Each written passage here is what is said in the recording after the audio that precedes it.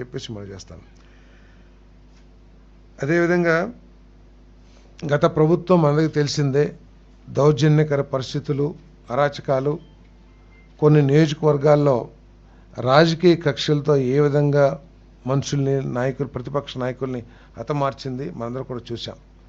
దీంట్లో ప్రత్యేకంగా తోట చంద్రయ్య కేవలం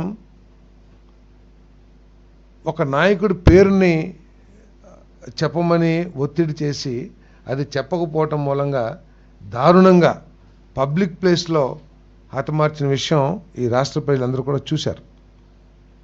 సో మరి వారి కుమారుడు తోట వీరాంజనేయులకి శాశ్వత ఉద్యోగం కల్పించేందుకే సంబంధిత నియమాలు, చట్ట నిబంధనలు సవరించేందుకు సాధారణ పరిపాలన శాఖ చేసిన ప్రతిపాదనకు రాష్ట్ర మంత్రిమండలి ఆమోదం తెలిపింది. గతంలో కూడా ఈ ఎక్స్ట్రీమిస్ట్ కిల్లింగ్స్ కానివ్వండి, లేదా పోలీస్ ఫైరింగ్లో చనిపోయిన వారికి కానివ్వండి, అనేక సందర్భాల్లో ఉద్యోగ అవకాశాలు కల్పించడం జరిగింది. మరి ఉన్నతాధికారులు చనిపోయినా కూడా ఉద్యోగ అవకాశాలు కల్పించడం. అదే లైన్లో మరి పొలిటికల్ వెంజెన్స్తో, కేవలం రాజకీయ కక్షలతో పబ్లిక్ ప్లేస్లో అతి దారుణంగా చంపబడిన చంద్రయ్య గారి కుమారుడికి, తోట వీరాంజనేయులకి శాశ్వత ఉద్యోగం కల్పించడం కోసం చేసిన ప్రతిపాదనని మంత్రిమండలి ఆమోదించిందని చెప్పేసి మనం చేస్తాము.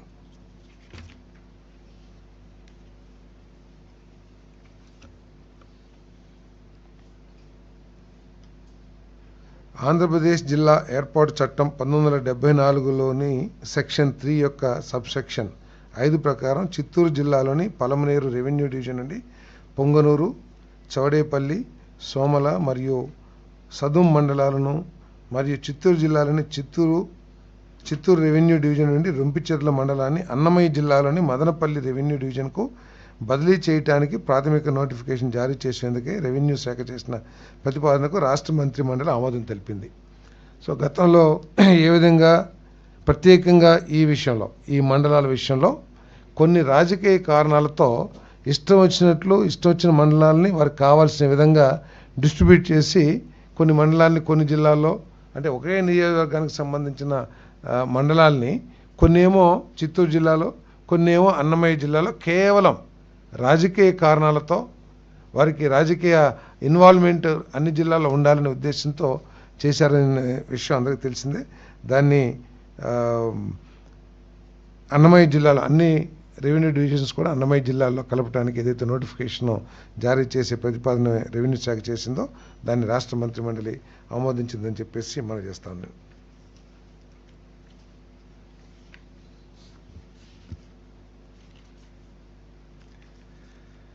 Quantum valley project,